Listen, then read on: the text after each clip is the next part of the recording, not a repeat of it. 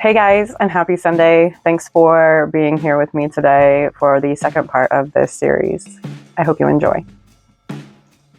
After everything I had been through, there came a moment in life where it didn't break me. It paused. It held still long enough for me to finally see myself without all the noise, without the chaos, without the people who kept trying to pull me back into the version that I didn't want to be. It didn't happen in one day. And it certainly didn't happen in one revelation. It happened in the slow and quiet aftermath, the part that nobody talks about. Because it isn't dramatic, it isn't cinematic, it isn't loud. It's the part where you wake up and you realize that you're alone. But for the first time, that aloneness feels more like oxygen than a punishment.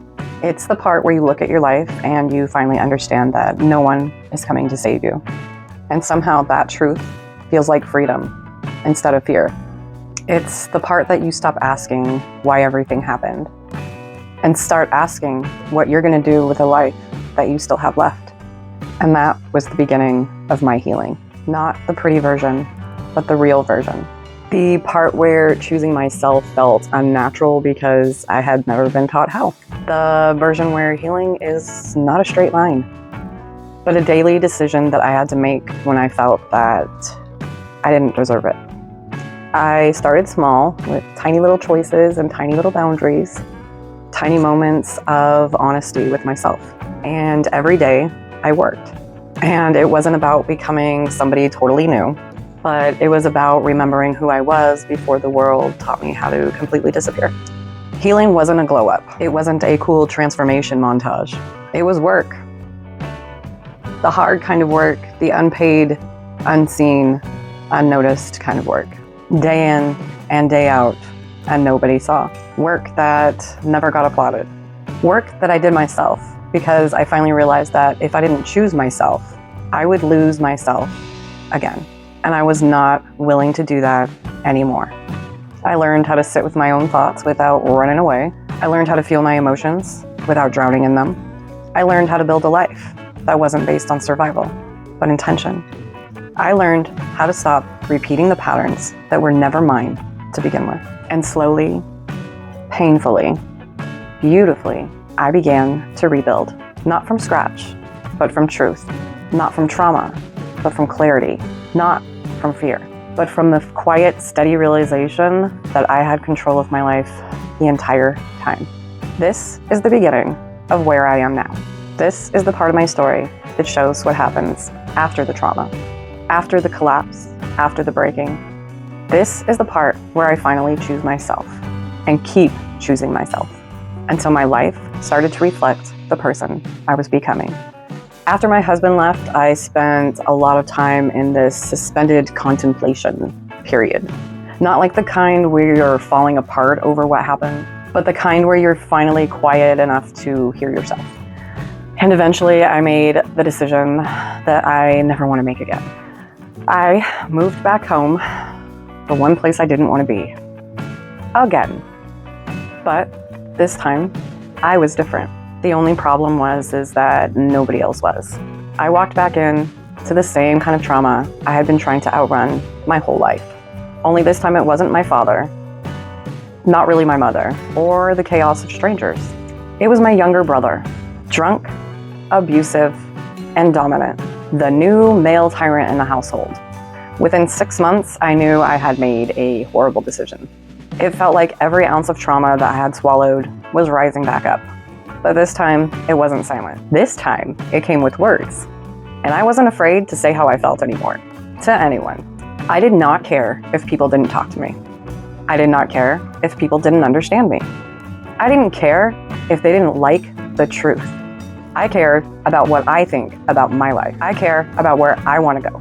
So I started telling people exactly how I felt. I reminded them of what they had done to me. I told them they didn't have the right to my life without fixing the damage that they caused. I stopped believing that blood was thicker than water. I choose who belongs in my life and who doesn't.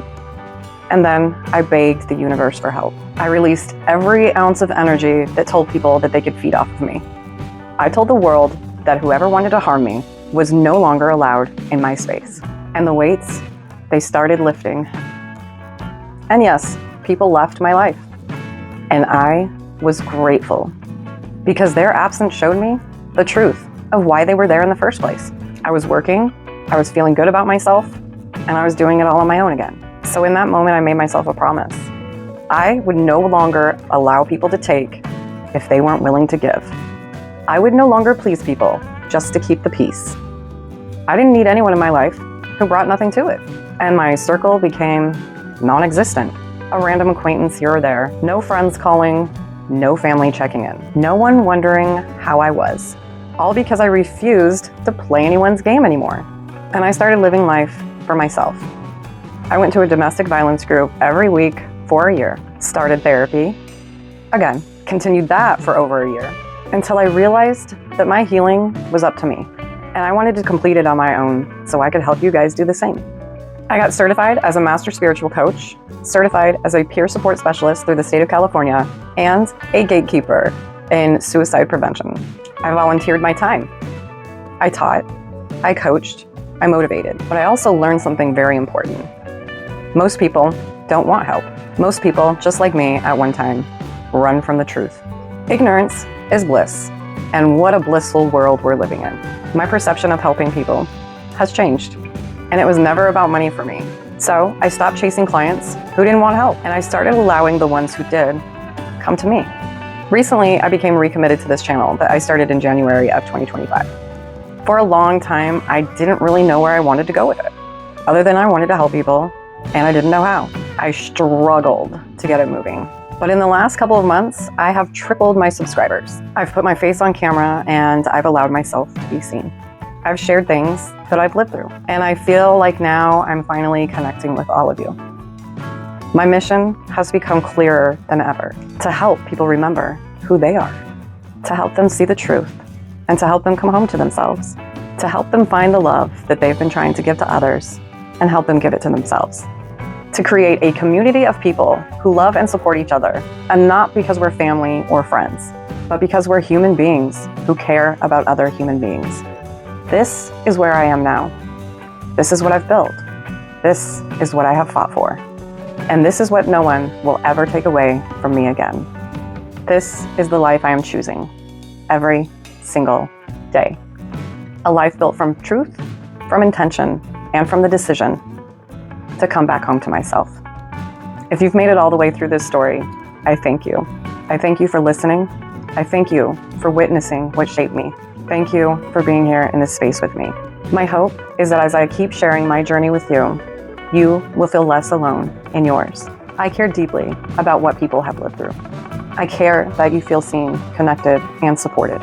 I care that you know that there's a place where your story matters, even if you've never said it out loud.